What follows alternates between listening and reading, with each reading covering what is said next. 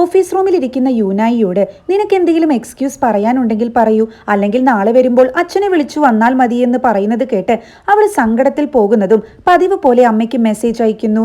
ഞാൻ ചെറിയ കുട്ടിയായതുകൊണ്ടാകാം സാർ അച്ഛനെ വിളിച്ചു കൊണ്ടുവരാൻ പറഞ്ഞിട്ടുണ്ട്, പക്ഷേ സാറിനറിയില്ലല്ലോ അച്ഛൻ വെറും പേരിന് മാത്രമുള്ളതാണെന്ന്. സോ ഇവിടെ വെച്ച് പ്രായപൂർത്തിയാകുമ്പോൾ എന്ന പേരുള്ള എപ്പിസോഡ് 4 സ്റ്റാർട്ട് ചെയ്യുന്നു. സ്കൂളിൽ നിന്ന് പുറത്തു വരുന്ന ഇവൾ നാൽദിങ്ങിനോട് സംസാരിക്കാൻ വരുന്നുണ്ടെങ്കിലും അവൻ കാറിൽ കയറി പോയിട്ടുണ്ടാകും. അങ്ങനെ അവൾ മജീഷ്യന്റെ അടുത്ത് പോയി ആ ലെറ്റർ ബോക്സിൽ അമ്മയ്ക്ക് എഴുതിയ ലെറ്റർ വെക്കുന്നു. ഇത് അമ്മ ശരിക്കും വായിക്കുമോ എന്ന് ഇവൾ ആലോചിക്കുന്നുണ്ടെങ്കിലും ആ മന്ത്രം ചെല്ലാൻ മറക്കുന്നില്ല. എന്നാൽ പെട്ടെന്ന് അവിടേക്ക് ഹന കയറി വരുന്നു. മജീഷ്യൻ ഉള്ളിലുണ്ടോ എന്ന് ഇവൾ ചോദിക്കുമ്പോൾ അറിയില്ല എന്ന് യുനായി പറയുന്നുണ്ട്. നീ എന്താ ബോക്സിൽ വെച്ച്, മജീഷ്യനുള്ള വല്ല ലവ് ലെറ്റർ ആണോ എന്ന് പറഞ്ഞ് ഹന അത് തുറക്കുമ്പോൾ ആ ലെറ്റർ അവിടെ ഉണ്ടായിരിക്കില്ല. ഇത് കാണുന്ന യുനായിയുടെ കിളി പോവുകയാണ്. ഇതിലൊന്നും ഇല്ലല്ലോ, പിന്നെ നീ എന്തിനാ ഇങ്ങനെ ഓവർ ആക്ട് ചെയ്യുന്നേ? തുടക്കം മുതലേ നിനക്ക് എന്തൊക്കെയോ സീക്രട്ട് ഉണ്ട്, നീ എന്തിനാ ഇയാളുടെ പിന്നാലെ നടക്കുന്നേ? ആള് കുറച്ച് ഗ്ലാമർ ഒക്കെ ഉണ്ട്, പക്ഷെ എന്നാലും എന്ന് ഹന പറയുമ്പോഴേക്കും കിളി പോയ യുനായി അതൊന്നും ശ്രദ്ധിക്കാതെ അവിടെ നിന്നും പോകുന്നു. ഹനയ്ക്ക് ദേഷ്യം വരുന്നുണ്ടെങ്കിലും അത് കളഞ്ഞവർ രണ്ടുപേരും ആ വീട്ടിലേക്ക് കയറുകയാണ്. എന്നാലും ഈ മജീഷ്യൻ ഇവിടെ ഒറ്റയ്ക്ക് എന്താ ചെയ്യുന്നുണ്ടാവുക എന്ന് കിംസോഹി പറയുമ്പോൾ അത് മനസ്സിലാക്കാൻ ഒരു വഴിയുണ്ടെന്ന് പറഞ്ഞ് ഹന അവിടെ ഒരു ക്യാമറ സെറ്റ് ചെയ്യാൻ നോക്കുന്നു. എന്നാൽ പെട്ടെന്ന് അവിടേക്ക് മജീഷ്യൻ വരുമ്പോൾ പ്ലാൻ മൊത്തം ഫ്ലോപ്പ് ആവുകയാണ്. പതറി സംസാരിക്കുന്ന ഇവളോട് നീ എന്താ കയ്യിൽ ഒളിപ്പിച്ചിരിക്കുന്നു എന്ന് ചോദിച്ച് മജീഷ്യൻ നോക്കുമ്പോൾ അത് അവിടെയുള്ള ഒരു വാച്ചോ മറ്റോ ആയിരിക്കും. കണ്ടപ്പോൾ ഭംഗി തോന്നി എടുത്തതാ, സോറി എന്ന് പറഞ്ഞവൾ പോകുമ്പോൾ നിങ്ങൾ ഇവിടേക്ക് ഇനി വരരുതെന്ന് മജീഷ്യൻ താക്കീതും ചെയ്യുന്നുണ്ട്. ആ ക്യാമറ എവിടെ? ശരിക്കും ഹിഡൻ ക്യാമറ വെക്കുന്നത് ശരിയല്ല, നീ അത് അവിടെ വെച്ചോ എന്ന് കിംസോഹി ചോദിക്കുമ്പോൾ അത് പാളിയില്ലേ എന്ന് ഹന പറയുന്നുണ്ട്. പക്ഷെ ശരിക്കും ആ ക്യാമറ അവൾ ആ ടേബിളിൽ ഇട്ടിട്ടാണ് വന്നിട്ടുണ്ടാവുക. നെക്സ്റ്റ് സീനിൽ എൻട്രൻസ് എക്സാമിന് പ്രിപ്പയർ ചെയ്യുന്ന നാൽദങ് അവൻ പഠിച്ച മാജിക് ട്രൈ ചെയ്ത് നോക്കുന്നു. അതവൻ നന്നായി എൻജോയ് ചെയ്യുന്നുണ്ടെന്ന് ഫേസ് കണ്ടാൽ അറിയാം. എന്നാൽ ഈ ഒരു ചെറിയ മാറ്റം അപ്പോൾ തന്നെ ടീച്ചർ വിളിച്ച അമ്മയോട് പറയുന്നു. ഡൗട്ട് തോന്നിയ അമ്മ ഇവന്റെ റൂമിൽ സെർച്ച് ചെയ്യുമ്പോൾ തന്റെ മകന്റെ സ്വഭാവത്തിൽ വന്ന മാറ്റം തിരിച്ചറിയുന്നു. അവിടെ ഒരുപാട് ചീട്ടുകളും മജീഷ്യൻ അന്ന് ചെയ്ത മാജിക്കിന്റെ പോലെ ബട്ടർഫ്ലൈസും പനിനീർ പൂക്കളും തൊപ്പിയും അങ്ങനെ കുറെ വസ്തുക്കൾ കാണുന്ന അമ്മ ടെൻഷൻ അടിക്കുകയാണ്. യുനായി ആണെങ്കിൽ ഓവർ ടൈം വർക്കൊക്കെ ചെയ്ത് കഴിഞ്ഞ് വീട്ടിലേക്ക് വരുമ്പോൾ തന്റെ അനിയത്തിയുടെ മനോഹരമായ ഒരു പാട്ട് കേൾക്കുന്നു. പാട്ട് ഡിസ്റ്റർബ് ചെയ്യാതിരിക്കാൻ വേണ്ടി ഇവൾ കുറച്ചു നേരം പുറത്തിരിക്കുന്നുണ്ട്. പാട്ട് നിൽക്കുന്നതും പെട്ടെന്ന് അച്ഛന്റെ ശബ്ദം കേട്ട് ഇവൾ കയറി ചെല്ലുമ്പോൾ അച്ഛൻ അവിടെ വന്നിട്ടുണ്ടാകും. ഇവൾക്ക് നല്ല സന്തോഷം വരുന്നുണ്ട്. അങ്ങനെ അവർ ഒരുമിച്ചിരുന്ന് അത്താഴം കഴിക്കുന്നു. കാശ് ചോദിച്ച് ആരെങ്കിലും വന്ന് പ്രശ്നമുണ്ടാക്കിയോ എന്ന് അച്ഛൻ ചോദിക്കുമ്പോൾ ഇല്ല, കുഴപ്പമില്ല എന്നിവൾ പറയുന്നുണ്ട്. അതായത് അച്ഛന്റെ ഈ ചോദ്യത്തിൽ നിന്ന് കടമൊന്നും വീട്ടാതെയാണ് ആൾ വീണ്ടും വന്നിരിക്കുന്നതെന്ന് മനസ്സിലാക്കിയത് കൊണ്ടാണ് ഇവളുടെ ഫേസ് മാറിയത്. അച്ഛൻ എന്റെ കൂടെ നാളെ സ്കൂളിലേക്ക് വരണമെന്ന് ഇവൾ പറയുമ്പോൾ ആള് വരാമെന്ന് പറയുന്നുണ്ട്. അന്ന് രാത്രിയിൽ ഇവൾ നാൽദങ്ങിന്റെ കയ്യിൽ നിന്നും വാങ്ങിയ പണമൊക്കെ ഓരോ കാര്യങ്ങൾക്ക് വേണ്ടി വേറെ വേറെ എൻവലപ്പിലാക്കി വെച്ചിട്ടുണ്ടായിരുന്നു. കുറച്ച് ക്യാഷ് ഇവളിൽ നിന്ന് ചെലവായിട്ടുണ്ട്. എന്നാലും ബാക്കിയുള്ള കാശൊക്കെ എടുത്ത് ഒറ്റ എൻവലപ്പിലാക്കി അത് നാളെ നാൽദങ്ങിന് തിരിച്ചു കൊടുക്കാൻ പ്ലാൻ ചെയ്യുന്നു. ബാക്കി എങ്ങനെയെങ്കിലും ഒപ്പിക്കാമെന്നും ഇവൾ ചിന്തിക്കുന്നുണ്ട്. എന്നാൽ പിറ്റേ ദിവസം ഉറക്കമുണരുന്ന യൂനായി അച്ഛൻ ആ പണവുമായി പോയതറിഞ്ഞ് വിഷമത്തിലാവുന്നു. സ്കൂളിലാണെങ്കിൽ സാർ ഇവളോട് അപ്പൊ നിന്റെ അച്ഛൻ വരില്ല അല്ലേ, നീ എന്തെങ്കിലും വായ തുറന്ന് പറ കൊച്ചേ, എന്നാലല്ലേ കാര്യങ്ങൾ മനസ്സിലാവുള്ളൂ എന്നൊക്കെ പറയുന്നുണ്ടെങ്കിലും മിണ്ടാതിരിക്കുന്ന ഇവളെ കാണുമ്പോൾ ശരി ഞാനിത് റിപ്പോർട്ട് ചെയ്യാൻ പോവുകയാണെന്ന് സാറ് പറയുന്നു. ഇത് കേൾക്കുന്ന ഇവള് ഉണ്ടായ കാര്യങ്ങളൊക്കെ സാറിനോട് പറയുന്നുണ്ട്. അങ്ങനെ അന്ന് നൈറ്റിൽ ജോലി കഴിഞ്ഞു വരുന്ന യൂനായി അനിയത്തി വരച്ച അവളും അനിയത്തിയും അച്ഛനുമുള്ളൊരു ചിത്രം കാണുന്നു. ആ സമയത്ത് അവളെ അച്ഛൻ വിളിക്കുന്നുണ്ട്. മോളെ, എനിക്ക് സ്കൂളിൽ വരാൻ പറ്റിയില്ല, പിന്നെ ഞാൻ നിന്റെ കയ്യിൽ നിന്ന് കുറച്ച് ക്യാഷ് എടുത്തിട്ടുണ്ട്, അടുത്ത പ്രാവശ്യം തിരിച്ചു തരാം, നീ നന്നായി ബുദ്ധിമുട്ടുന്നുണ്ടെന്ന് എനിക്കറിയാമെന്ന് പറയുന്ന അച്ഛനോട് ഇവൾ ചൂടായി അത്രയും നേരം അടക്കി വെച്ചിരുന്ന സങ്കടം അണ പൊട്ടുന്നു. ഇതറിഞ്ഞിട്ടാണോ നിങ്ങൾ ഞങ്ങളെ ഒറ്റയ്ക്കാക്കി പോകുന്നത്? ഓവർ ടൈം ഡ്യൂട്ടി ചെയ്ത് ചെയ്ത് ഞാൻ ഇല്ലാതായി, എനിക്കിനി വയ്യ, ഞാൻ വലുതായതുകൊണ്ട് അച്ഛൻ്റെയും അമ്മയുടെയും സ്നേഹം കിട്ടിയില്ലെങ്കിലും കുഴപ്പമില്ല. എന്ന അനിയത്തിയുടെ കാര്യം അങ്ങനെയല്ല, അച്ഛൻ അവളുടെ കാര്യമെങ്കിലും ഏറ്റെടുക്കണം, കൂടെ കൊണ്ടുപോകണം, എനിക്ക് മതിയായി എന്ന് കരഞ്ഞുകൊണ്ട് ഇവൾ പറയുമ്പോൾ അച്ഛനും കരഞ്ഞുകൊണ്ട് ഫോൺ കട്ടാക്കുന്നു. അതിനുശേഷം ഒരു സോങ് ആണ് കാണിക്കുന്നത്. ഇവള് പാട്ടുപാടുന്നതും ആ സോങ്ങിന്റെ അവസാനം അതിന്റെ ബാക്കിയായി വീടിന്റെ ഉള്ളിൽ ഇതെല്ലാം കേട്ട അനിയത്തി പാടുന്നതും. അങ്ങനെ നെക്സ്റ്റ് ഡേ സ്കൂളിലെ അസംബ്ലിയാണ് കാണിക്കുന്നത്. നല്ല സ്റ്റുഡന്റിനുള്ള അവാർഡ് നാൽദങ്ങിനാണെന്ന് പ്രിൻസിപ്പൽ പറയുന്നത് കേട്ട് ഇവനൊന്നും മനസ്സിലാവുന്നില്ല. ഇവൻ മടിച്ചു നിൽക്കുമ്പോൾ സാർ അത് പോയി വാങ്ങാൻ ഇവനോട് പറയുന്നു. പ്രിൻസിപ്പൽ ആണെങ്കിൽ ക്ലാസ്സിലെ ഫ്രണ്ടിന്റെ ബുദ്ധിമുട്ട് മനസ്സിലാക്കി അവൾക്ക് ക്യാഷ് കൊടുത്ത് സഹായിക്കാൻ കാണിച്ച മനസ്സിനാണ് ഈ സമ്മാനം എന്ന് പറയുമ്പോൾ വൈറലായ ചിത്രത്തിലെ പിന്നിലെ രഹസ്യം ഇതാണല്ലേ എന്ന് മറ്റു കുട്ടികൾ പറയുന്നു. എന്നാൽ ഇത് കേൾക്കുന്ന യൂനായി നാണക്കേട് കൊണ്ട് അങ്ങ് ഉരുകയാണ്. കിംസോഹി ആണെങ്കിൽ നല്ല പ്രിൻസിപ്പൽ, ഇതിനേക്കാൾ ഭേദം ഇവരത് അവളുടെ മുഖത്തെഴുതി ഒട്ടിക്കുന്നതായിരുന്നു എന്ന് പറയുമ്പോൾ അങ്ങനെയൊന്നും പറഞ്ഞ ദാരിദ്ര്യത്തെ കളിയാക്കരുതെന്ന് ഹന പറയുന്നു. നാൽദങ് ആണെങ്കിൽ ഒന്നും പ്രതികരിക്കാതെ തിരിച്ചു വരുമ്പോൾ ഇവൾ സാറിനെ നോക്കുന്നു. ആളാണെങ്കിൽ ഒന്നും അറിയാത്ത പോലെ നിൽക്കുകയാണ്. അതായത് ഈ കാര്യം അറിഞ്ഞ ഇവന്റെ പാരന്റ്സ് ഇവന് പ്രശ്നമാവാതിരിക്കാൻ വേണ്ടി കാര്യങ്ങൾ നേരെ അങ്ങ് തിരിച്ചു. സാറും കൂട്ടുനിന്നു. ഇവൾക്ക് ഇതെല്ലാം കാണുമ്പോൾ ദേഷ്യവും അതേസമയം നാണക്കേടും വരുന്നു. നെക്സ്റ്റ് സീനിൽ നാൽദങ് യൂനായോട് സംസാരിക്കാൻ വരുമ്പോൾ ഇവൾ ഒഴിഞ്ഞു മാറുന്നു. എനിക്കിതിനെപ്പറ്റി അറിയില്ലായിരുന്നു, ഇവിടെ വന്നിട്ടാണ് ഞാനിത് അറിഞ്ഞത്.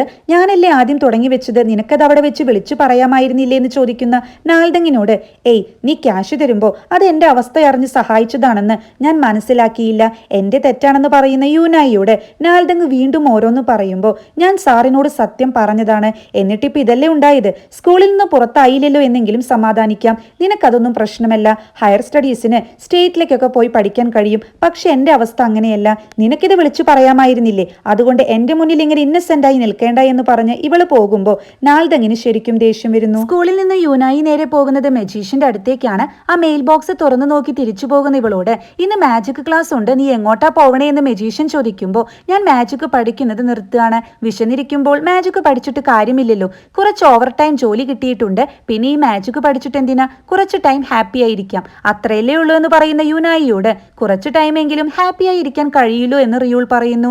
ഇവളാണെങ്കിൽ, ഞാൻ സാറിനോട് ശരിക്കും ഒരു കാര്യം ചോദിക്കട്ടെ, സാറിന് എന്റെ മനസ്സിലെ സങ്കടങ്ങൾ മാജിക് ഉപയോഗിച്ച് മാറ്റാൻ കഴിയൂ, ഇല്ലെങ്കിൽ ഒരു 10 വർഷം പിന്നോട്ട് എന്നെ കൊണ്ട് ഇടാൻ പറ്റുമോ എന്ന് ചോദിക്കുന്ന ഇവളോട്, ആ ചെയ്യാമെന്നിവൻ പറയുന്നുണ്ടെങ്കിലും ഇവൻ ഒന്നും ചെയ്യാതെ നിൽക്കുമ്പോൾ സാറിന് പറ്റില്ലെന്ന് എനിക്കറിയാമെന്ന് പറഞ്ഞ് തിരിച്ചു പോകുന്ന ഇവൾക്ക് റിയൂൾ കുറച്ച് കാർഡ്സ് കൊടുക്കുന്നു.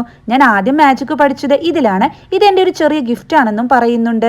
എന്നാൽ ഇവന്റെ കയ്യിൽ ബ്ലഡ് കാണുന്ന യൂനായി ഇതിനെപ്പറ്റി ചോദിക്കുമ്പോൾ ഇവൻ പെട്ടെന്ന് ഒന്നുമില്ല എന്ന് പറഞ്ഞ് അവിടെ നിന്നും പോകുന്നു. വീട്ടിലെത്തുന്ന നാൽദങ് കാണുന്നത് രാവിലത്തെ ഇൻസിഡന്റിനെ പറ്റി അമ്മ ഫോണിൽ സംസാരിക്കുന്നതാണ്.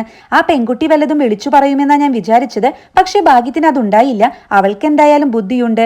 നാൽദങ് ഇതൊന്നും ശ്രദ്ധിക്കാതെ റൂമിലെത്തുമ്പോൾ അവന്റെ മാജിക്കിലെ വസ്തുക്കളെല്ലാം കളയാൻ വേണ്ടി മാറ്റി വെച്ചിരിക്കുന്നത് കാണുന്നു.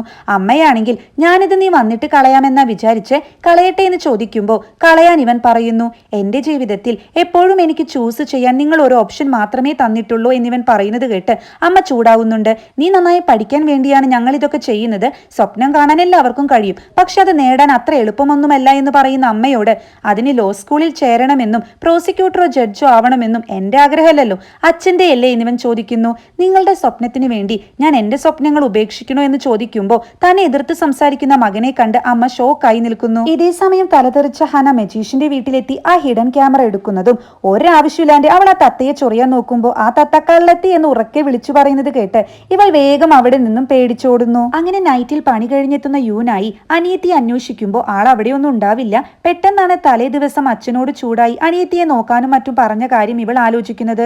ഇത് കേട്ട് അനിയത്തി പോയോ എന്ന് പേടിച്ച് ഇവൾ ടെൻഷൻ അടിക്കുന്നു. ഇതേ സമയം കോച്ചിങ് സെന്ററിൽ ഇരിക്കുന്ന നാൽദങ് രാവിലത്തെ കാര്യങ്ങൾ ആലോചിച്ചും മജീഷ്യൻ പറഞ്ഞ ഫ്രസ്ട്രേഷനെ പറ്റി ആലോചിച്ചും തീരെ കോൺസെൻട്രേഷൻ കിട്ടുന്നില്ല.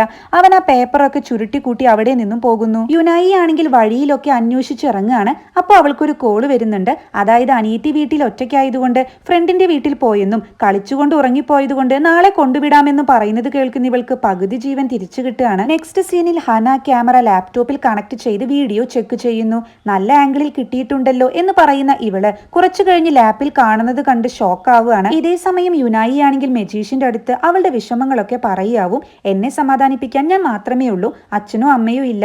ഇന്ന് അനിയത്തിയെ കാണാതെ ടെൻഷൻ അടിച്ച് ഞാൻ തിരയുമ്പോൾ നിങ്ങൾ പറഞ്ഞു തന്ന ആ മന്ത്രം ഇല്ലേ, അതാണ് ഞാൻ പറഞ്ഞത് എന്നിവൾ പറയുന്നു.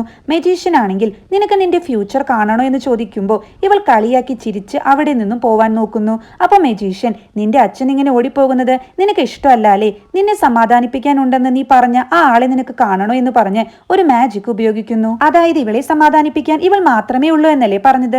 സോ മാജിക്കിലൂടെ ഇവൾ ഇവളുടെ തന്നെ ചെറുപ്പകാലത്തിലെത്തുന്നു. അവിടെ അവൾ ചെറുപ്പത്തിലുള്ള അവളെ കാണുന്നുണ്ട്. ഇവൾക്ക് വിശ്വസിക്കാൻ കഴിയുന്നില്ല.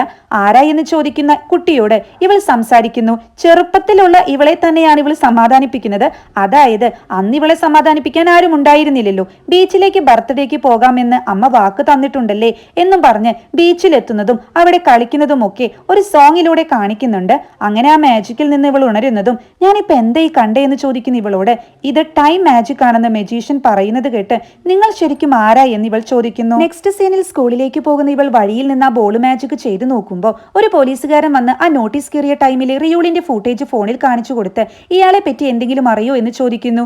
ഇത് കണ്ടു ഞെട്ടുന്ന ഇവള് നിങ്ങൾ എന്തിനാ ഇയാളെ അന്വേഷിക്കുന്നതെന്ന് ചോദിക്കുമ്പോൾ ഒരു മർഡർ കേസുമായി ബന്ധപ്പെട്ടാണെന്ന് പറയുന്നത് കേട്ട് ഇവൾ അവിടെ നിന്നും ഒന്നും പറയാതെ ഓടുന്നു. ക്ലാസ്സിലെത്തിയത് ആലോചിച്ചുകൊണ്ടിരിക്കുന്ന ഇവളുടെ അടുത്തേക്ക് ഹന എത്തുകയാണ്. നീ ഇപ്പോ തീം പാർക്കിലൊക്കെ പോകാറുണ്ടോ? ആ മജീഷ്യൻ എങ്ങനത്തെ ആളാ? എന്താ അവിടെ ചെയ്യുന്നേ എന്ന് നിനക്ക് അറിയൂ എന്ന് ചോദിക്കുമ്പോൾ യുനായി ആകെ ടെൻഷൻ അടിക്കുകയാണ്. ഫ്രീ ടൈം കിട്ടുമ്പോൾ നീ ഇത് കണ്ടു നോക്കെന്ന് പറഞ്ഞ് ആ പെൻ ഡ്രൈവ് യുനായിക്ക് നേരെ നീട്ടുന്നു. എന്താ ഇതെന്ന് ചോദിക്കുന്ന നാൽദങ്ങിനോട് വേണമെങ്കിൽ വാങ്ങിക്കോ, എന്റെ മനസ്സ് മാറിയാൽ ഞാൻ ചിലപ്പോൾ ഇത് പോലീസിന് കൊടുക്കും. കാണുമ്പോ എന്തായാലും നിന്റെ സ്പോൺസറുടെ കൈ പിടിച്ച് കണ്ടാ മതി, അല്ലെങ്കിൽ നീ പേടിക്കുമെന്ന് യുനായിയെ കളിയാക്കി ഹന പറയുന്നു. നാൽദങ് ആ പെൻഡ്രൈവ് വാങ്ങുന്നുണ്ട്. കമ്പ്യൂട്ടറിൽ ആ പെൻഡ്രൈവ് ഇട്ട് നോക്കുമ്പോൾ രണ്ടാൾക്കാരെ കാണിക്കുന്നുണ്ട്. അതിലൊന്ന് മെജീഷ്യൻ ആയിരിക്കും. പരസ്പരം തല്ലുന്നതും മെജീഷ്യൻ കത്തിയെടുത്ത് കുത്തുന്നതും കാണുന്നു. ഇത് കണ്ട് രണ്ടാളും ഷോക്കാവുന്നുണ്ട്. കത്തി ഉപയോഗിച്ച് മെജീഷ്യൻ കുത്തുന്ന ആളുടെ ഫേസ് കാണിക്കുന്നില്ല. ഞാൻ റിയൽ മെജീഷ്യൻ ആണെന്ന് പറഞ്ഞില്ലേ എന്ന് റിയോൾ പറയുന്നിടത്ത് വെച്ച് 4th എപ്പിസോഡ് അവസാനിക്കുന്നു.